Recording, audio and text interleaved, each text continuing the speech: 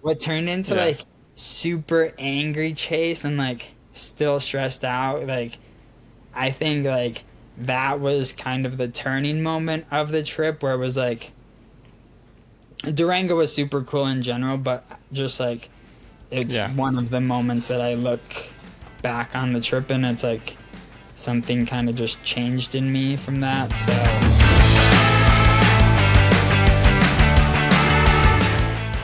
What's going on, everybody? Welcome back to the Stable Cyclist Podcast. My name is JP, and today I have Chase Wark on the show. And some of you might be saying, we heard from Chase Wark like less than a month ago or just over a month ago.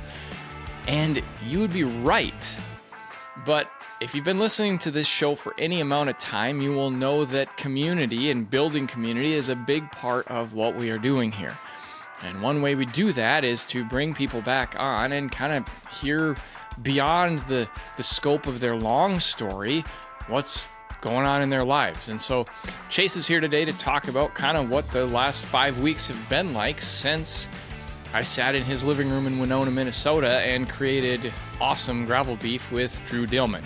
Today's podcast is brought to you by Flow Formulas. If you are training for a race or just thankful to be outside and be training on your bicycle, then Flow Formula's Endurance Mix and Recovery Mix are for you. And I would even throw in their Endurance Gel Mix, which for me has been a game changer on the bike this summer. When you go to checkout at Flow Formulas, you can use the code JohnPeter15 at checkout to get a discount on those goodies in your basket.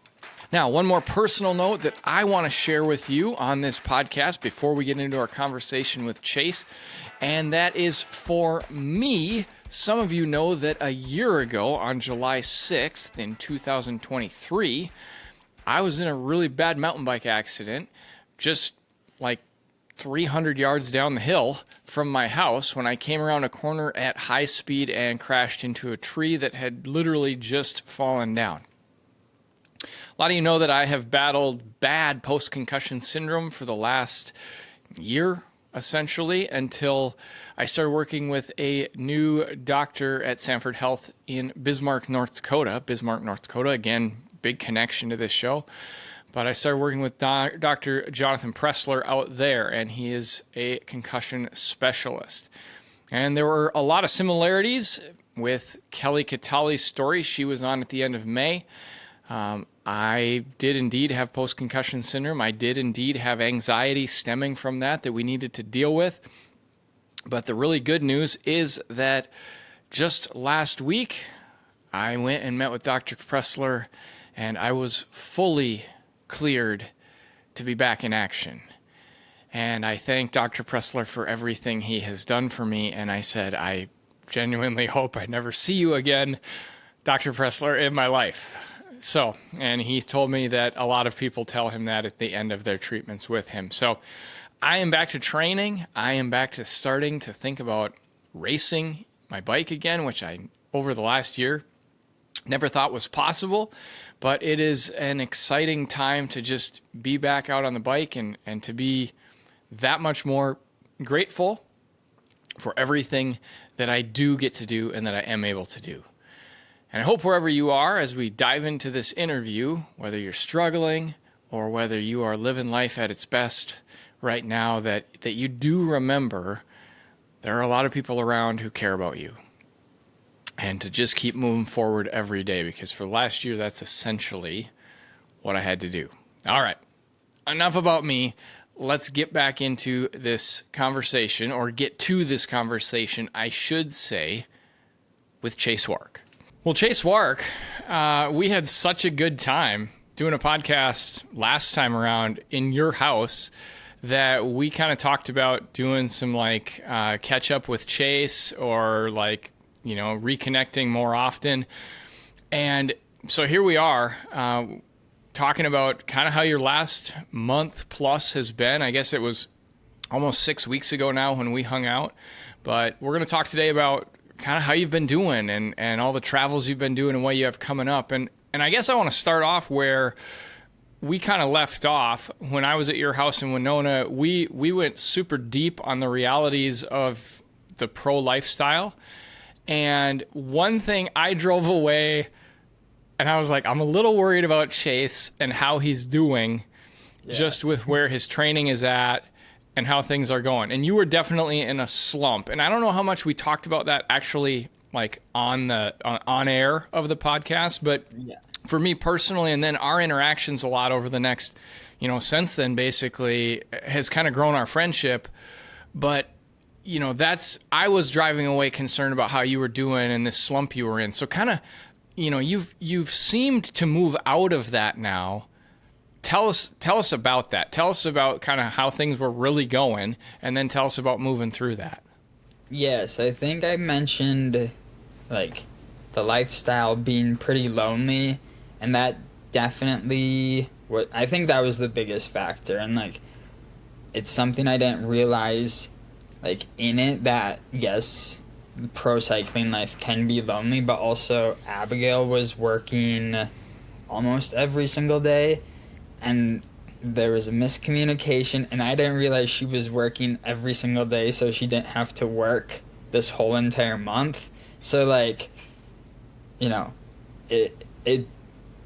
I did end up getting lonely and like sad, and I think I cried once or twice. Like it was not like a low moment, but it was definitely not the, I was in a valley. And I think Kevin, another media person, he came down and we did a day of just 24 hours in the life of a biker. And I think just like after you came and he came, I started to get out of that slump. And then Abigail stopped working essentially because she worked an insane amount in like 3 weeks. So, and then we went on this trip, and just we'll get into this trip, but it was a 3.5 week trip where there was just great bonding, and just like now I'm super happy, and like I can handle the stress of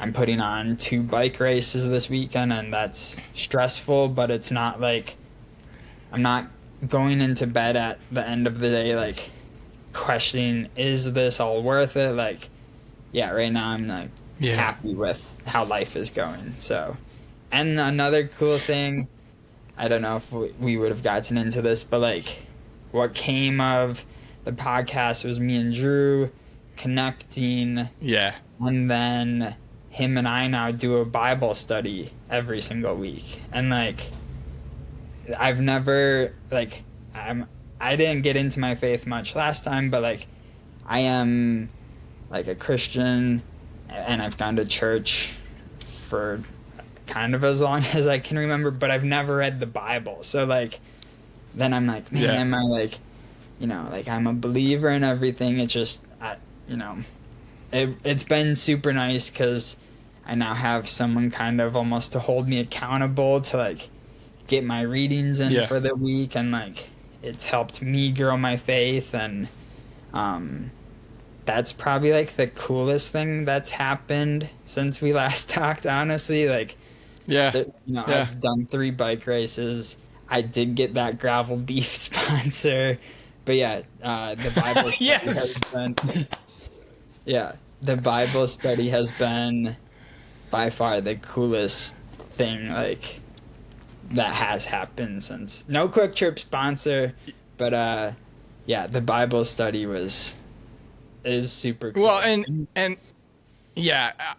Drew's I interviewed Drew like maybe a week after you and I, prank called him and all that, and like that whole thing went super, like for this show that went super viral. And a lot of people don't understand that like that essentially was this connection for you and Drew. And then I interviewed him like 2 weeks later. It just came out this past Friday. We're like in a time warp here in these podcast world. But he said on there, he's like, Chase and I are like real friends now, and we're talking on a regular basis. And I will tell you this, Chase, I had a number of like podcast listeners from my show reach out to me and say, we are so thankful to hear that Chase and Drew are like connected and that Chase is like finding friends, because that was a like legit concern for people listening to to your episode. And so like, it's genuinely a joy that you can share with a lot of these listeners on my show that, hey, like, we're moving forward. We are building community. And that is a big reason that we talk about community so much on the Stable Cyclist. And some people might be like, why are you having Chase back like a month later? This is how we build community, right? Like, we get to know each other. We get to hear stories. We empathize more with people. And in the end, sometimes some of these connections build real friendships down the road. And that's what's happening with you and Drew. And it's like, it's amazing. And so, yeah, all those race results are cool. But I did want to talk about that on the front. And I'm really glad you brought it up, because it is critical to what I'm trying to do here. So, yeah, it's really exciting. Tell us about the Gravel Beef sponsorship. What? So that came from, I've talked with, like, they have a person who does some of the marketing. I think the athlete relationship person. Her name's Alicia. I talked to her a few months back, and it sounded like maybe in 2025 there would be a potential sponsorship. But then, so Shane Pede is the owner of, I think it's just Good Life Brands in general, or the beef company is Certified Piedmontese Beef. So he's heard maybe through this podcast, like, the gravel beef Drew and I had. And I think he could tell it was, like, not serious. Like, it's just fun, banter. Yeah. And one of the Good Life riders at the first weekend of racing, we were chatting afterwards, and he's like, yeah, Shane, like, loves the gravel beef you and Drew have, and, like, wants to sponsor it. And I'm like, heck yeah, like, can you tell him, like, I would love to work with him? And so, yeah, like, then, like, it wasn't instant, but a week or two later, I see his, like, DM in my Instagram messages, and I'm just like, I told Abigail, I'm like, look who messaged me, like, this is the guy who owns the beef company, like. So yeah, then I was like, I know, like, I'm trying to play it cool, but I'm like, Shane, I have all these ideas, like, I'm like, Drew and I can serve gravel beef to people, like, I'm just like, I want to tell him all these ideas, but it's over. He sent me his cell phone number, and I'm just like, do I send him a book of, like, everything that I think would be super cool? But yeah, and then it's just starting off with, like, he's gonna send me just some meat to cook up, but, like, I have a funny Instagram reel idea that the meat will come tomorrow. I don't know where it's gonna go, because we have all this hot dish in my fridge and freezer, so it's gonna have somewhere. But yeah, then early next week I'm gonna make a funny Instagram reel, I think, with gravel beef. So, and can't wait. What's your Instagram so that everybody can find this? Oh, Chase the Biker. Go follow, folks. Yeah. So we have the gravel beef that everyone saw. Then you and Drew connect, and you head west at that time. Mm-hmm. And you were heading west for a big block of a race in Nebraska, and then to go acclimate at altitude for Crusher in the Tushar. Mm-hmm. And take us to, you don't have to give us like this super in-depth race recaps, but you go to Nebraska. It went pretty well with your homie Eno. Yep. And then from there you head to the high mountains, and you're telling me about trying to do workouts at altitude. So tell us about this trip. Yeah, we started in Winona, Minnesota. We debated, do we bring the van? And, like, the van's nice because you can just throw stuff in and it can be disorganized chaos. Or do we do the Prius, and do we borrow this bike rack from the bike shop? And there's going to be a story behind this bike rack later, because there was some drama with it. So we chose to do the Prius with the bike rack and do Airbnbs. It ended up being cheaper than if we would have driven the van, and I'll give a little bit of money to my wife's savings account because we put on 5,000 miles on her Prius. But yeah, we the first race was in Gary, Nebraska. It's like the western part. It's where U.S. Gravel Nationals is held. It's called Rendezvous, or Robadoo. The first word is very confusing. I go there. The start list is decent. The biggest name on the start list was Zach Colton. And then there's a triathlete named Trevor Foley. He actually just won Ironman, I think Lake Placid. So, like, he beat Lionel Sanders, who's one of my, like, media YouTube idols. Yep. Yeah, so, like, I was nervous going in, and I was like, I feel pretty good. I came pretty aero decked out, so, like, disc wheel, aero front wheel, aero bars, kind of hoping no one else would have that. I knew Eno would have that stuff, because us Minnesota boys love the aero bars. And yeah, early on, the race got down to 5 of us, I think, at mile 40.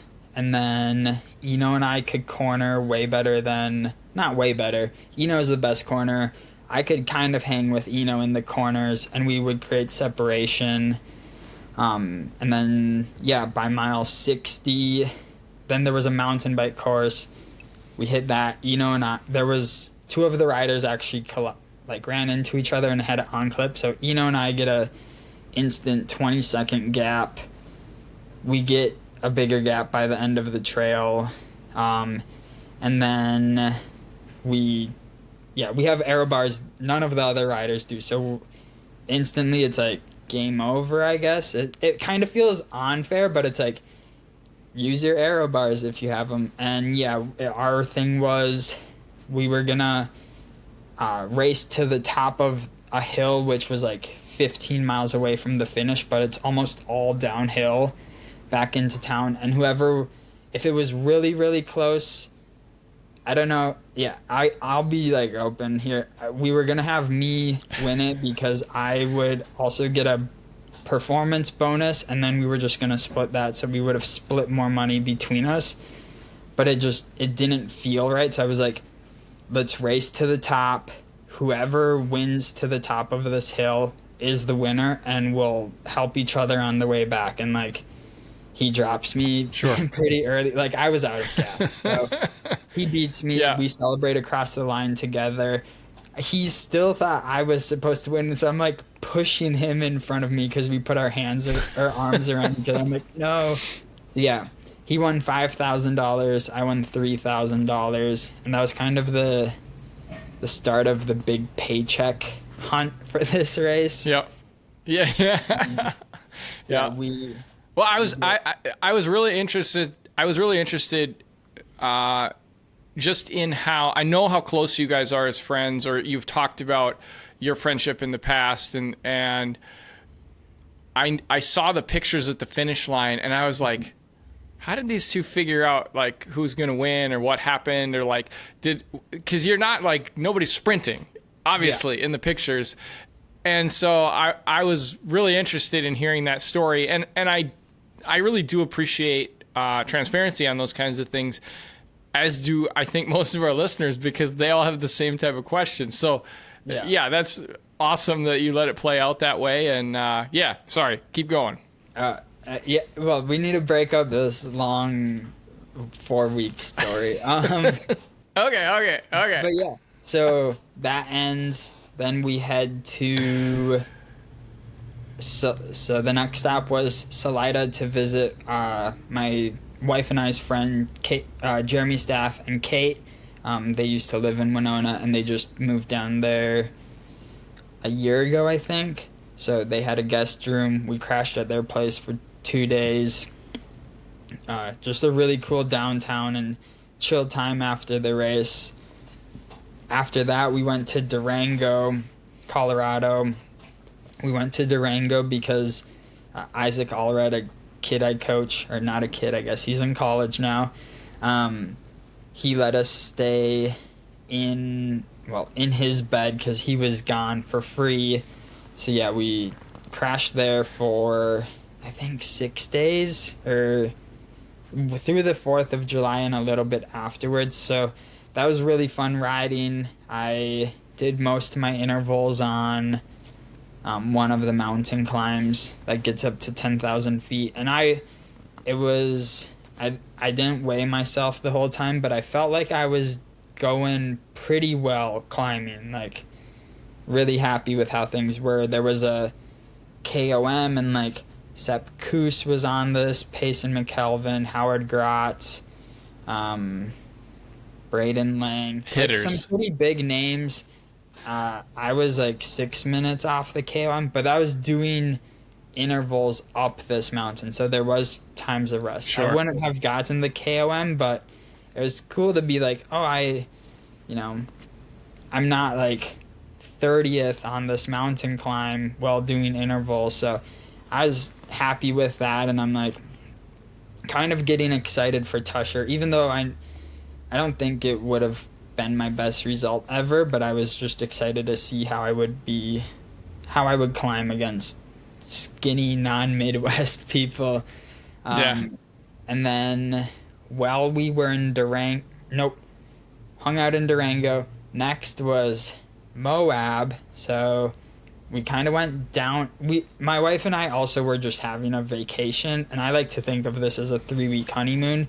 We go to Moab for originally planned just for 2 days, kind of just stop along the way, visit the big things, super cheap Airbnb. I think there's too many Airbnbs in that town. So, hung out. There was a KOM called, so they have the whole enchilada, which is a very long, famous downhill trail because I think you drop 6,000 or 7,000 feet.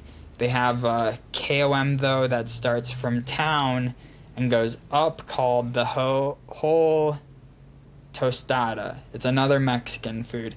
And I scope it out the first day I'm there, and I'm doing intervals pretty much every day I'm riding.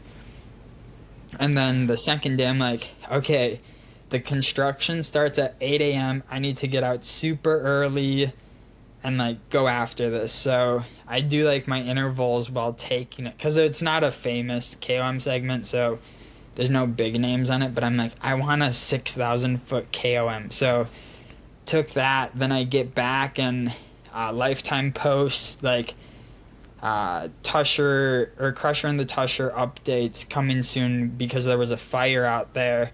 And then I just do some Facebook creeping almost and read comments on all of the other posts from people in that area. And it seemed like it was going to get canceled. And our Airbnb, Abigail's out hiking. I had about 30 minutes to make the decision, do I cancel our Airbnb or not? I'm like, I'm going to cancel it or else we wouldn't get a refund. So cancel that. Yeah. And then sure enough, a couple hours later that night, it gets Crusher and the Tushar's canceled. So we stayed in Moab for 2 more days. Just I really enjoy food, so we went to a couple food places. We learned it's fun if we're gonna go do. Abigail's not vegan anymore, so we ended up splitting meals everywhere we went. And then from there it was Moab for 4 days total. And then since that race was canceled, I had Lion's Heart Gravel Classic. It's a race in Bismarck, North Dakota. That was on my schedule before I got into the Lifetime Grand Prix. So then we headed up there, stayed in a dinky $50 motel room. The dude looked like Uncle Scrooge at check-in. I woke him up because we got there at 10 a.m. It's just, you can tell I had to ring a doorbell. He comes out in a robe, but then he was super nice. There was some Sprite that I was pretty thirsty. He's like, sure, take some. And super nice. And then we drive up to Bismarck, do a little bit of pre-riding, and then do this Bismarck race, Lion's Heart Gravel Classic. And I guess I can start my recap on that. I feel like I've been rambling. This was No, you're good. You're good, man. This one was really cool. The first 50 miles, I would have to say is one of like the top 5 coolest gravel courses I've done. So there's some like cool rolling hills, and you get into some like lower parts of the hills, and there was some cool minimum maintenance roads, and there was 3 of us. I guess there was 4 of us kind of early that got away. This was a super small field, like 30 people, men and women, in the 100-miler. We get down to 3 people, and then this guy, like, so I'm with Dylan McNeil. He's one of the top 10 cyclocross racers in the U.S. And then, like, some dude wearing USA bibs and just a plain blue jersey. So I'm like, how does he have USA cycling bibs? Like, is he fast? Is he, like... And he's doing roadie tactics. Like, he's pulling through a little shorter, a little easier. I'm like, like, are you weak or are you, like, a roadie? And he just sends it on this downhill, and he dropped both Dylan and I, but I caught up to him. Dylan never did. And then I'm like, he should have never said anything, but once he's like, yeah, I'm Eric Young, like, I used to be on Rally and Human... I think he used to be on, like, all of the big U.S. teams. And I'm just like, oh, I know, like, who you are. I've followed USA road cycling forever. And, like, I'm like, you're not going to be able to do your 30-second pulls anymore. So, like, yeah, I felt bad because I was excited for him to give me a run for my money. But in one of the minimum maintenance roads, there was a stream crossing, and he flatted pretty badly, I think, in it. And essentially, like, I had aero bars. Nobody else had aero bars. It was a headwind the rest of the way, and everyone was individually biking. So I did 50 or 40 less watts than everybody else on the way back, but I went faster than everybody else. And I ended up winning that. That was fun. Like, Abigail said that was the most fun gravel event she's ever done, because afterwards there was the ice baths, there was a sauna, they had, like, a food truck there, and it was pretty low-key still. Like, there was a Nick from Oakley, an Oakley rep was there, and so they were all just hanging out, and, good vibes. So...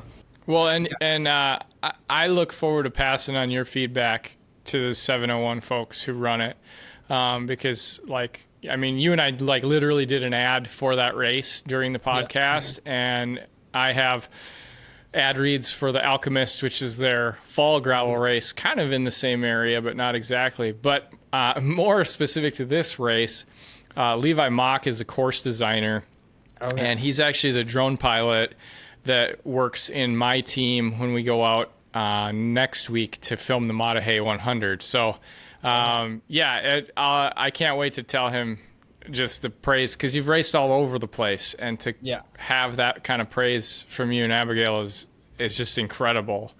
And nobody thinks of Bismarck as being, like, a worthy place to have this awesome course or this like, great event put on, and they know how to do it there. So it was very professional. I'm like, man, like, this is, like, a really nicely held first year event, and I felt bad that there wasn't more riders. It felt weird, like, how professional it was for it to be a smaller field. But then I also got to thank the Jonke family, I think that's how you say it, or Scott. They hosted me. They were out of town, but they let Abigail and I crash at their house. So, the host housing has been really nice for... Well, I had host housing there, and then my next gravel race I did. So... Hey, folks, real quick, if gravel racing and historic views are for you, then head to Bismarck in October for the Alchemist Gravel Fest. North Dakota, classically known as the Flatlands, is correct in eastern Dakota, but once you hit central North Dakota and the Missouri River, the landscape, well, it changes dramatically. And you can have your breath taken away by the views, just like Lewis and Clark did when they passed through over 200 years ago. October 5th this year, racers will race, the Alchemist Gravel Fest in Mandan, North Dakota. Racers will start in Grainer Park south of Mandan and climb their way out of that Missouri River Valley onto the bluffs of Morton County. 55-mile course will test you with minimum maintenance roads, fast descents, some of the longest climbs around, but your efforts will not go unrewarded as the views are absolutely spectacular. And after the dust has settled, there will be awards to be had and hot off the grill food for everyone. Not up for a 55-mile race? Don't you worry. They've got you covered with the Elixir, a 30-mile version of the course that is just right for everyone. Additionally, there is camping available at the start-finish, and if you live in the Midwest, seriously, you can't go wrong heading to Bismarck, North Dakota, and their amazing bike scene for this race. This race is hosted by 701 Cycle and Sport, and I can tell you from a lot of experience, the crew at 701 know how to host an amazing race and put on a great time. There's a link to the Alchemist event in the episode description, or you can check it all out yourself at 701cycleandsport.com. After that event, I've always wanted to bike in the Black Hills, and we had to decide, do we go back to Winona or one of our parents, or do we go to the Black Hills and like have a more vacation? And we decided, because I have Hot Dish coming up, so it's like, we ended up going with the Black Hills. Abigail, again, super good with finding cheap housing. We got like into a casino hotel in Deadwood for 2 days. Yes.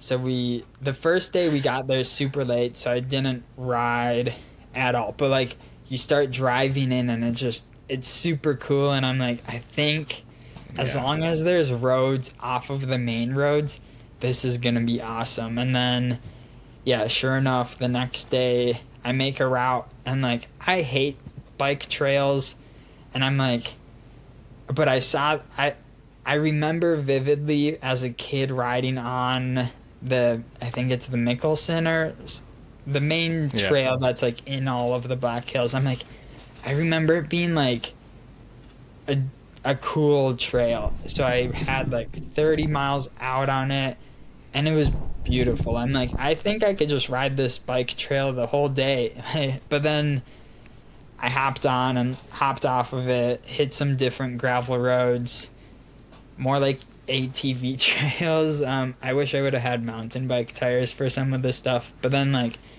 hit another road that would just followed a stream, and beautiful first day of biking. And then the second day, I'm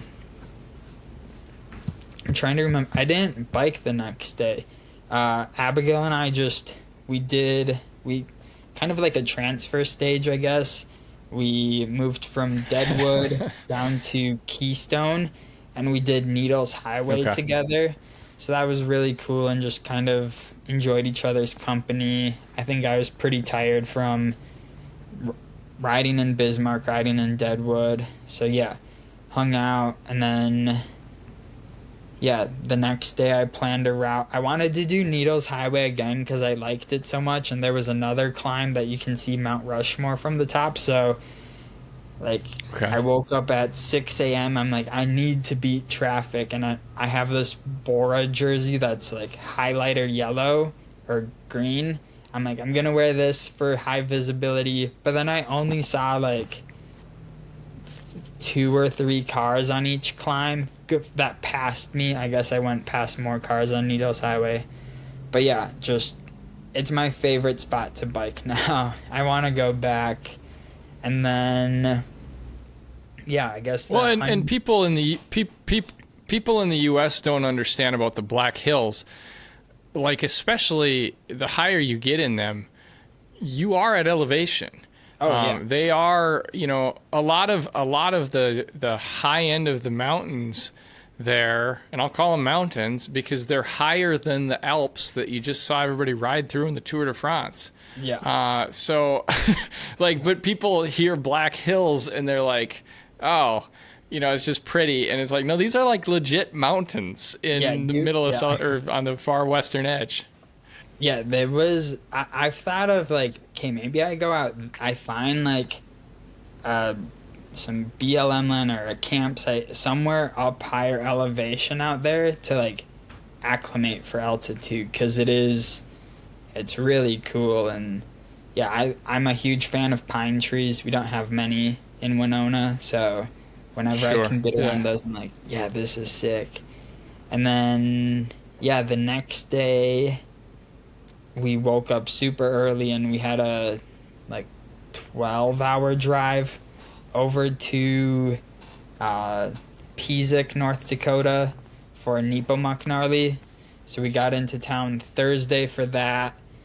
And yeah, I rode the northwest loop of that course, which has a lot of, it's really flat. It's not like the Black Hills where I was doing 1,000 feet of climbing for every 10 miles. This was very flat, but they had some cool, like, they probably had 7 or 8 of these MMRs that would go down to a stream and then just like steep 30 to 60 second kicker out of it in this little loop. So I was like, this is gonna make for a cool course. Like, I'm still gonna aero dork out, but I think it, like, Adam Roberge was the big name on the start, or Ted King was the big name on the start list.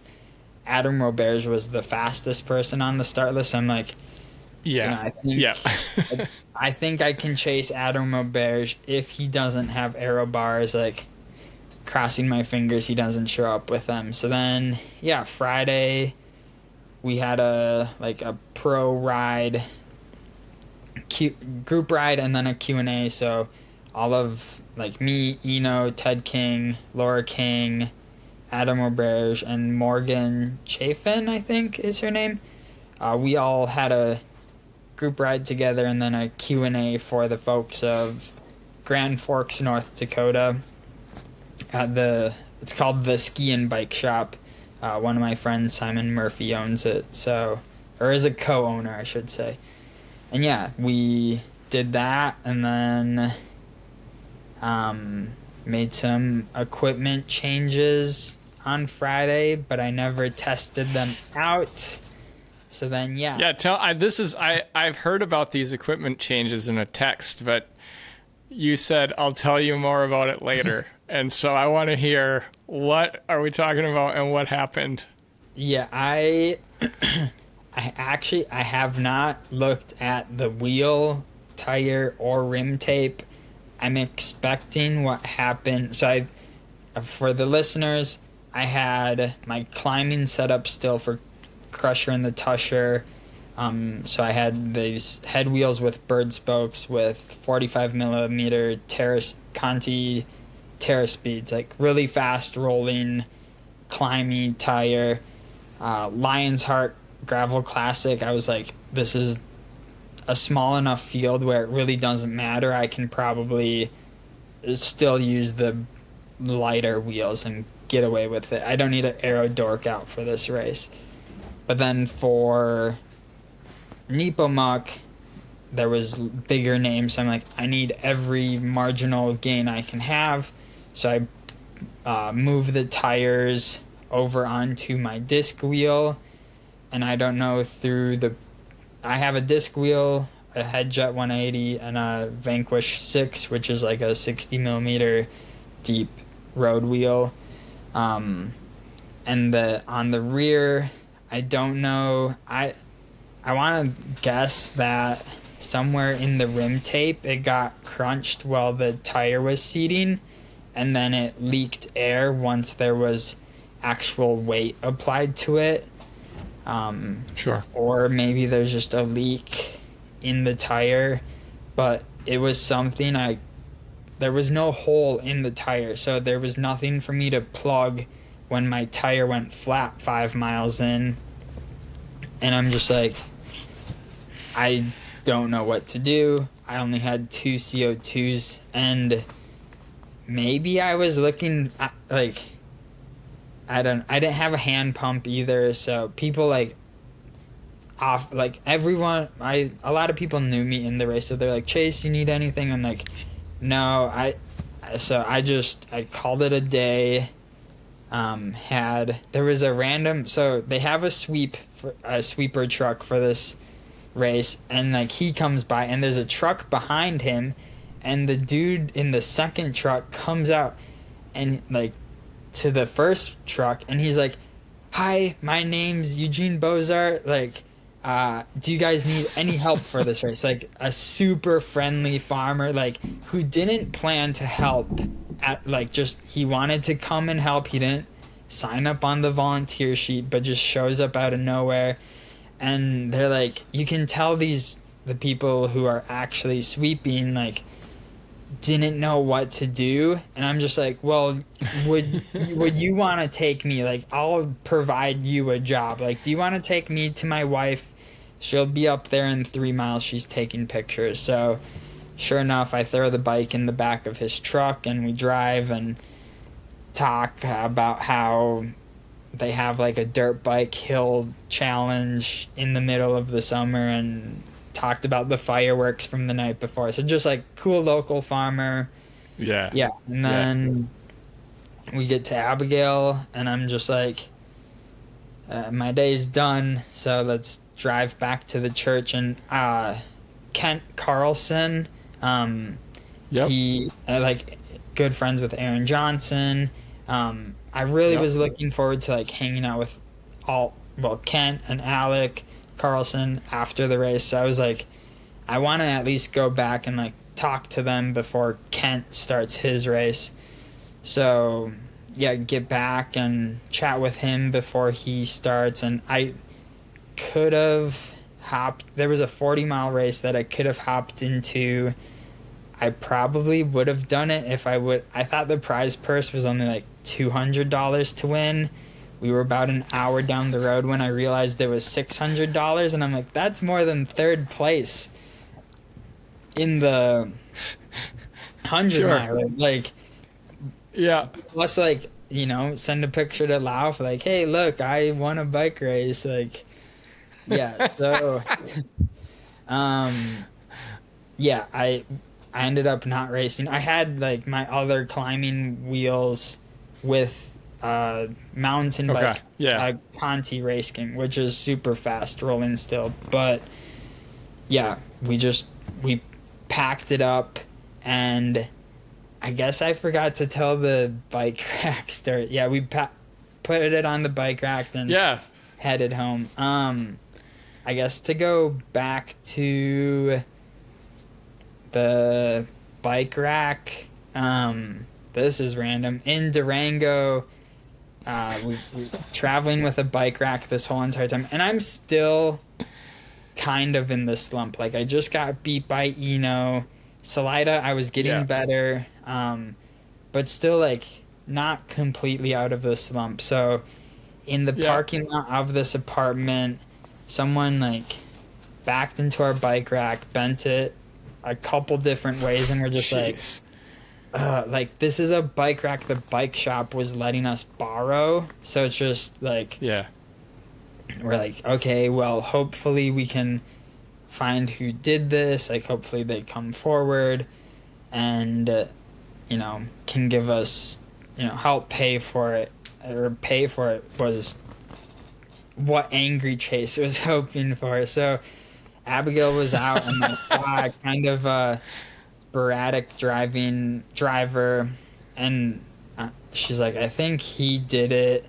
So like, we go over to his door and we knock, and like, you could tell we asked like, hey, our bike rack got hit last night, like, do you know anything about it? And you could tell there was this like hesitation beforehand of like, do I lie to these people and say I know nothing about it, or do I tell the truth? And like, you could tell once he told us the truth, there was this like relief off of his shoulders for saying what happened. And then like, this is a low income apartment housing, I think, so like none of the people there have a lot of extra money to spend on things. So we're like, hey, like, don't worry, like, let's just think of like how we can work this out for you to pay for it. And then as we like we talked with him the next morning, and come to find out like he's like a new believer and used to be an alcoholic and is recovered from that, and he's an artist now, or did some art stuff while he was in jail for things, and like he gave us one of his art pieces, and just like being moved by his testimony and everything, we're just like, okay, like don't worry, like. And he was just about to make a trip down to Arizona to help his family. Like they have they have a hole in their roof that he has to go patch because it's for like his mother-in-law. So yeah, we were just like, no, like actually here's some money to help pay for your trip down there. So like what turned into like super angry Chase and like still stressed out, like I think like that was kind of the turning moment of the trip, where it was like Durango was super cool in general, but just like it's one of the moments that I look back on the trip and it's like something kind of just changed in me from that. So yeah, that was I guess I don't know why I wanted to share that story, but like it's all good. It was just stress turned into no more stress the rest of the trip, I guess. So empathy does incredible things when we actually stop and listen to people and engage with them. And that empathy and hearing other people's stories it moves our hearts a lot of times, especially when we're in places that we don't really want to be emotionally. So you've moved through this time of travel, this time of racing that's generally, even taking out what happened in the last race, a pretty successful trip here in a lot of different ways, not just on the performance end of things. But what's next for you? I know you told me, hey, I'm not doing Leadville in the series. That's just not for me. You do have this race coming up called the Hot Dish that I think is really unique to Minnesota. It's unique what you're doing. And obviously, that's this weekend coming up. So like people will hear this on Friday, and it's this weekend you have the Hot Dish going on. So let's talk a little bit about that. But beyond that, what do you have coming up aside from some gravel beef with Drew Dillman? Yeah, so I guess we'll start with the Hot Dish. So it's a gravel race in Winona, Minnesota, held at a farm venue out here. I try to make it as like Minnesota as possible, so I'll dress up as Paul Bunyan for the day. We serve hot dish afterwards. We have a couple signs. I want it to be even more Minnesotan, but like we don't have. It's a very small volunteer team because I always feel bad asking for like extra help. So I want to get more signs out. Like we have a downhill, minimum maintenance downhill called Ope Hill. It has rocks a little smaller than the size of my fist, and my fist is a small fist. So, but kind of large rocks, loose gravel. Embark maple syrup is going to be there. I feel like they add a nice Midwest touch. Like Eric will dress up as a fox.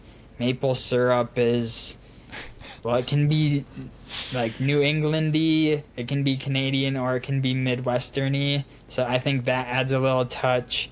A guy at the bike shop is offering to give me a Darth Vader mannequin.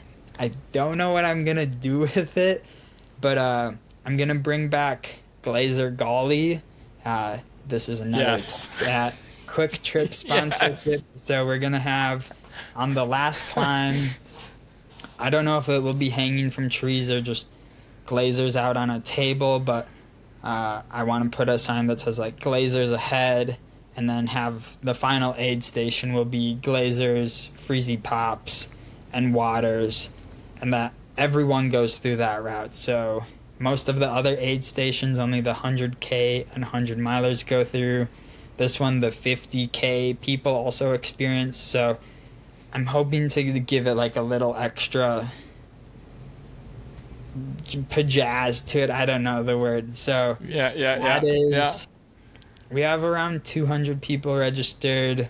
I have that Saturday, and then Sunday, my friend Zach McKinney, he works at Adventure Cycle and Ski, the bike shop in town, and we are putting on a mountain bike race called the Zinger Mountain Bike Race. This is a free mountain bike race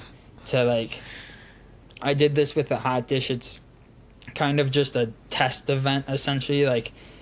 Hopefully if you sign up for a free event with aid stations, free photography, and you're still getting a result, hopefully your expectations are kind of low, because as Zach and I, this is a learning race for us. So essentially anyone registered is a guinea pig, I guess. We want feedback from everyone. Did you like the course layout?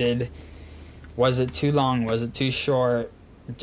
More aid stations, less aid stations. So yeah, we're putting that on Sunday, and then Monday I'm probably gonna sleep all day. But yeah, what do you have coming up for races, Chase? I don't have anything till Core 4 on August 17th, I think. Yeah, August 17th. So I have I'm hosting races this weekend, friend's wedding next weekend. I'm helping co-host the Dam the weekend after on August 10th, and then Core 4 August 17th, and then so that's the big battle of Drew Dillman and I, where I'll dust him even though there's mountain bike trails in there. And then I believe he's now gonna do Gravel Worlds, which is a course that really suits me usually. So looking forward to whooping up on him 2 weekends in a row. Yeah. And then a little 1 week break, I guess, and then Gravel Nationals back in Gary, Nebraska, Schwamigan, break. We'll go back out to Colorado to acclimate to altitude. Well, I think I'm going to stay in Salida with Jeremy and Kate. And then the Rad Old Fashioned Gravel, which is back in the Driftless region, held by Paulie. He's a bike mechanic down here. Yep. And then 1 weekend off, and then Big Sugar. So I'm already kind of starting to focus on Schwamigan. Just kind of those really punchy efforts, because since Crusher and the Tushar was canceled, for the Lifetime Grand Prix, it's best 4 out of 6. So I think if you get one really good result, that's going to help your standings than being more I'd rather have one really good result now than 3, 20th places. I'm hoping for my goal is to crack. I really would like a top 10 at Big Sugar. So that's out of the Lifetime athletes or Lifetime Grand Prix athletes. So that's kind of my focus for the next 3 months, I guess. I keep throwing around the idea of a fat bike gravel race in the winter that I want to do. Oh wait, one more thing that I'm gonna do. I'm gonna do a driftless Everest Rome. I think that's what I'm gonna call it. So in Everest, this is right before I start my 2 week block, which really the 2 week block off the bike, which essentially is just going to be recovering from this effort. A driftless or a Everest Rome is where you do one big loop, don't touch the same hill twice, or do the same hill twice, and you climb the same amount of feet as Everest. So yeah, that's a part of. Are there like 60 big climbs in the driftless region? Yeah, it's a lot of like boop boop, like kind of squiggle along the river. Yeah. Well, that sounds both like insane and amazing. That last part especially. But yeah, Chase, it is. First of all, it's just good to hear your voice, man. Anytime we communicate, it's been a lot of fun, and we'll obviously keep having you back and just keep hearing updates from you as we go along, because I think it's important that we stay connected.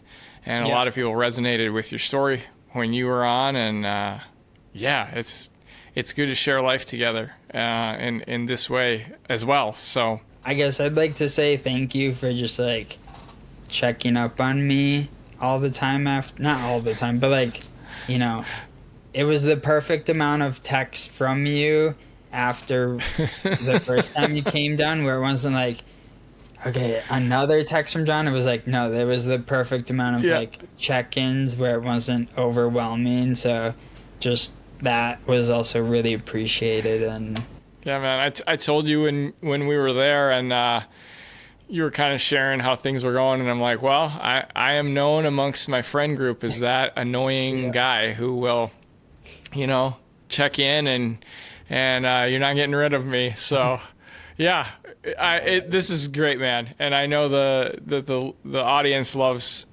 hearing from you, and will love to continue to connect. So Chase Wark, thank you so much, man.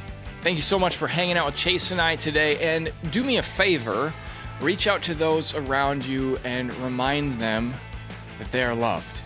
Like I said, the past year has been a difficult one with everything I dealt with post-accident, and the people around me made a huge difference every single day, just helping me grind away at the day that I had in front of me. Didn't always make it easy, but it made it easier, and it made it more of a time where I could feel like I could get through things. So be that to those around you. And as you're doing that, most importantly, remember, you are loved.